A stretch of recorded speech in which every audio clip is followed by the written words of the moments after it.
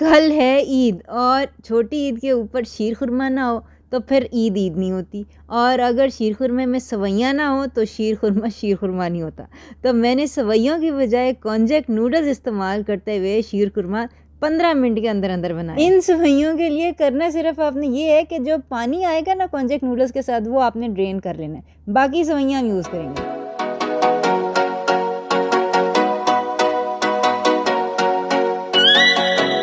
अस्सलामुअलैकुम वरहमतुल्लाहि वबरकातुहू। हीलिंग हिजामा क्लिनिक से मैं डॉक्टर असमा महमूद हूँ और तमाम रोज़ेदारों को मेरी तरफ से बहुत बहुत ईद मुबारक हो। ये जो जल्दी जल्दी शीर खुरमा बनाने के लिए आपने एक पतीली के अंदर तकरीबन 2 चम्मच देसी घी ले लेना है। उसके अंदर आपने इलायची डाल देनी है। इलायची जब कड़कड़ाने लग जाएगी ना तो उसके अंदर आपने पिसे हुए बादाम डाल देने। अब अगर आपने ज़्यादा रईसी दिखानी है ना तो आप इसके अंदर कोई भी नट्स डाल सकते हैं। बस ये देख लें कि नट्स के अंदर भी कार्बोहाइड्रेट्स होते हैं। जो हाई कार्बोहाइड्रेट नट्स हैं कोशिश करें कि वो अवॉइड कर लें। बहरहाल इनको आपने भूनना है जब तक कि ये रेड हो जाए और आपको इनके फ्राई होने की खूबसूरत खुशबू हो जाना आनी शुरू हो जाएगी।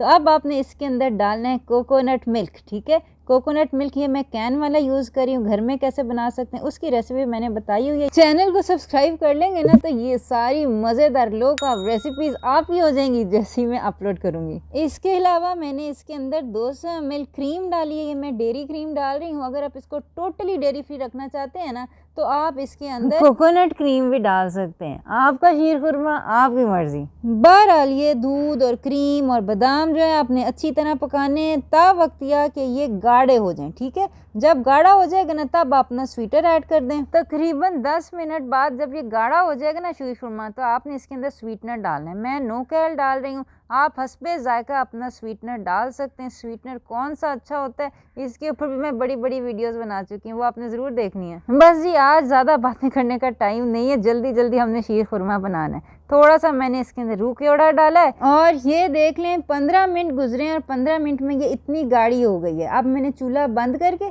इसके अंदर जो कॉन्जेक्ट नूडल्स हैं जो कि हमारी सवैयाँ हैं वो डाल दी हैं। बस ये सवैयों को हमने पकाना नहीं है वरना ये घुल जाएंगी और आपको नज़र ही नहीं आएंगी। ठीक है ना, तो आपने बस इसके अंदर डाल के इसको ठंडा करने के लिए रख देना है। वैसे तो नमाज ईद से आने के फ़ौरन बाद अगर आप गरम गरम भी देंगे तो बड़े मज़े का लगेगा और लोग खा जाएंगे।